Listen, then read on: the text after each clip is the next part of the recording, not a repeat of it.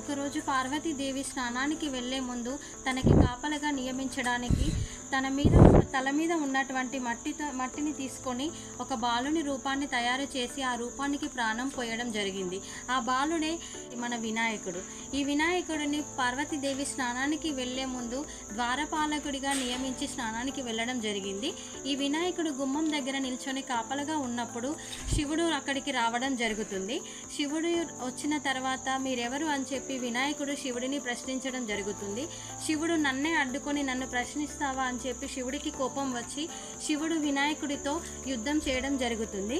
ఈ యుద్ధంలో శివుడు వినాయకుడి యొక్క తలని ఖండించడం జరుగుతుంది. ఈ విధంగా జరిగిన తర్వాత పార్వతీదేవి వచ్చి నా యొక్క కుమారుడి యొక్క శిరస్సును నువ్వు తొలగిస్తావా, నువ్వు చిన్నపిల్లవాడి పైన ప్రతాపం చూపిస్తావా అని చెప్పి పార్వతీదేవి శివుడి పైన కోపంతో బాధతో ఏడవడం జరిగింది. ఈ విధంగా ఏడుస్తున్నప్పుడు పార్వతీదేవి యొక్క బాధ చూడలేక శివుడు మళ్ళీ గజేంద్రుడి యొక్క తలను తీసుకొచ్చి అమర్చి ఆయుష్ పోసిన తర్వాత ఆ బాలుడు బ్రతకడం జరిగింది. అప్పటి నుండి మనం వినాయకుడిని గణనాథుడు అని చెప్పి పిలుచుకుంటూ పూజలు చేయడం జరుగుతుంది.